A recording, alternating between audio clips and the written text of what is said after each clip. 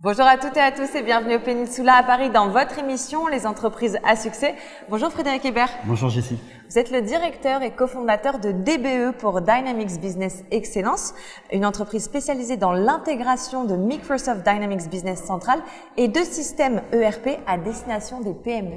C'est exact. Nous déployons Microsoft Dynamics Business Central à destination des PME et PMI. Et à plus de ça, nous avons une activité édition.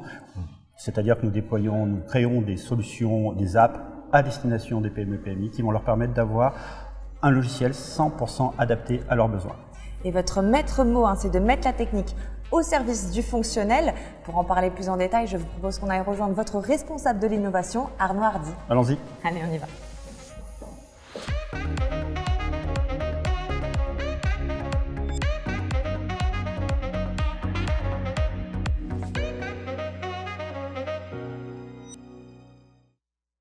Bonjour Arnaud. Bonjour Jessie. Vous avez rejoint DBE en 2018 pour apporter entre autres toute votre expertise sur les environnements ERP Microsoft. Vous avez 20 ans d'expérience dans ce secteur et 24 ans d'expérience pour vous Frédéric sur l'ERP Microsoft dédié aux PME.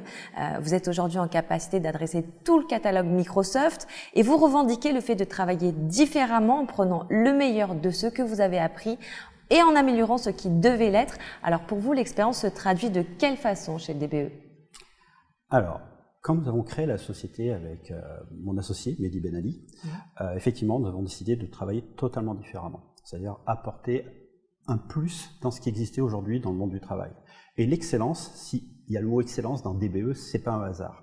Pour nous, l'excellence, c'est l'excellence au quotidien. Et pas seulement dans le travail que l'on fait tous les jours, mais aussi dans les relations humaines, dans les relations qu'on peut avoir avec nos collaborateurs, avec nos partenaires, fournisseurs, avec des partenaires avec qui on partage le même métier. Et d'ailleurs, c'est pour ça que vous dites, à juste titre, qu'on adresse tout le catalogue Microsoft, parce que effectivement, nous nous sommes associés avec une société qui s'appelle BS Team, avec qui nous partageons les mêmes valeurs. Et ça, c'est hyper important, c'est-à-dire les mêmes valeurs morales, les mêmes valeurs de l'excellence. Et c'est à travers ça, effectivement, qu'on essaye au quotidien, je dis bien on essaye parce qu'il faut rester humble face à ça, on essaye d'atteindre l'excellence. Et votre excellence se traduit aussi au travers de labels que vous avez obtenus, notamment Great Place to Work. Vous soutenez également le mouvement Women in Dynamics qui milite pour une meilleure inclusion des femmes dans le milieu de l'informatique. C'est une très bonne chose. Et pour laisser germer certains projets, la liberté d'expression et l'écoute active fait aussi partie de l'ADN de DBE.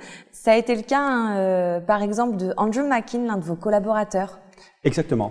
Andrew nous a rejoint il y a à peu près 2 ans et demi, 3 ans, et c'est une connaissance de longue date, et nous avions effectivement déjà parlé de l'idée d'un jour de monter une société sur Londres. Alors c'était à la fois une envie perso, mais aussi une envie professionnelle. Donc une succursale de DBE. Alors c'est pas une succursale, c'est vraiment une société. C'est-à-dire elle est enregistrée en tant que société, comme une société française, comme une société suisse. Elle existe réellement comme société.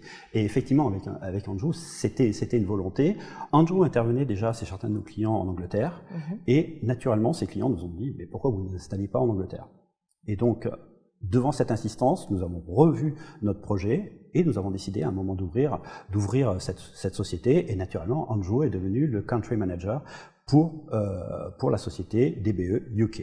Super. Tu peux peut-être nous parler de ton expérience, toi Arnaud, de comment tu es arrivé de développeur vers l'innovation? En fait, je suis arrivé chez DBE, j'étais développeur, j'avais de l'expérience, comme on l'a dit, j'ai 20 ans d'expérience dans le développement. Et aujourd'hui, il faut savoir que DBE, c'est une boîte à taille humaine et ça restera une boîte à taille humaine. Et donc, avec Frédéric, on a un rapport où on se parle très très souvent, très régulièrement. On a beaucoup de discussions le vendredi soir qui mènent à des points technologiques, à de l'innovation. C'est vraiment une de nos premières ouvertures qui mènent vers l'innovation. Et c'est venu aussi naturellement. C'est venu très naturellement. Aujourd'hui, malgré le fait qu'évidemment il y ait une direction, Frédéric est tout à fait ouvert à la discussion, il me propose des idées d'innovation, on échange autour de cela, et il m'est arrivé de lui dire, écoute, sur ce point, il faut pas y aller. Alors évidemment, j'essaye de nuancer mon propos et de lui apporter d'autres solutions, mais parce qu'il y a des problèmes de coût, parce que ça va nous demander trop de temps, et donc aujourd'hui, encore une fois, DBE est une société à taille humaine où il fait bon vivre parce que on peut discuter, donner son point de vue, échanger. Et certainement, grâce à ces échanges et dans cette même idée, vous avez développé une approche très intéressante pour rendre l'ERP Microsoft Dynamics 365 Business Central plus riche fonctionnellement. Pourriez-vous nous parler de ce fameux OneMS ? Aujourd'hui, ce qui intéresse nos clients, en fait, c'est pas une vitrine technologique. Ce qui intéresse nos clients, c'est des fonctionnalités. Donc, nous, on met toujours la technique au profit du fonctionnement. On se sent un petit peu comme des artistes, en fait. Si c'est bien d'avoir de la technique, c'est bien de savoir l'utiliser, mais si on dégage de l'émotion derrière, c'est nettement plus intéressant. C'est ce que va chercher nos clients, parce que au final, la technologie, ça peut leur faire peur, mais on en a besoin. On a besoin d'innover. Ils ont besoin d'innover, mais ils ne veulent pas sentir quelque chose de complexe. Et le OneMS, c'est ça. C'est-à-dire qu'en fait, ils vont, un peu comme à la méthode de Teams, avoir une série d'applications et passer d'une application à l'autre sans même en fait le ressentir. Et c'est cette fluidité qu'on cherche dans le OneMS. Vous dites faire de l'innovant mais transparent. Exactement. Tout ça toujours au service du fonctionnel. Alors vos idées sont novatrices avec de nouvelles technologies qui répondent aux besoins fonctionnels des entreprises et pourtant vous arrivez à obtenir des coûts de production moindres. Comment est-ce possible ? Alors aujourd'hui, il faut savoir que nous développons sur un ERP et nous gravitons autour de cet ERP. Cet ERP est disponible soit en mode SaaS, soit en mode installé.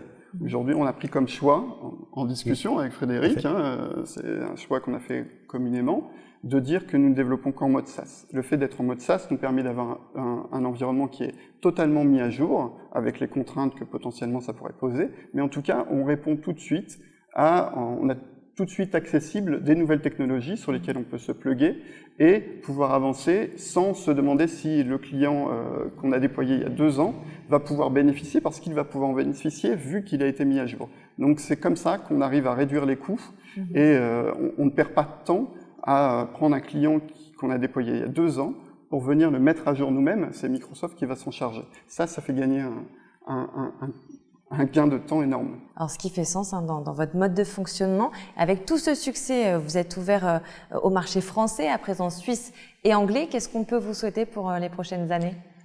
Eh bien, accroître notre présence en Suisse et aller en Suisse alémanique. Aujourd'hui, nous avons quelques clients en Suisse alémanique, mais physiquement, nous ne sommes pas présents.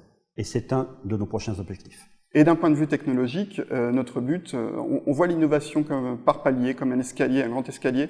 Donc c'est vraiment ne pas louper des marches et de continuer à monter sans cesse pour ne pas se retrouver bloqué et continuer à être à l'écoute de nos clients. Il faut savoir qu'aujourd'hui, l'innovation, il arrive de différents points de vue. Les réunions du vendredi soir très tard, voilà, avec Frédéric, de nos clients qui des fois nous poussent dans nos retranchements, mais aussi d'une boîte à idées interne et qui va nous permettre d'avoir des nouveautés chez nos clients, mais aussi des nouveautés dans nos outils internes, puisqu'on mise aussi également beaucoup sur nos outils internes. Donc, qu'est-ce qu'on pourrait imaginer pour la suite ? C'est toujours d'être plus innovant et de toujours être d'actualité dans l'innovation et d'être présent dans l'innovation. Être excellent. Être excellent. Parfait. Je vous souhaite vraiment toute l'expansion que vous méritez et toute l'innovation également. Merci beaucoup Frédéric Arnaud pour cette interview. Merci Jessie. Avec grand plaisir. Et je vous dis à très bientôt pour un nouveau numéro des Entreprises à succès.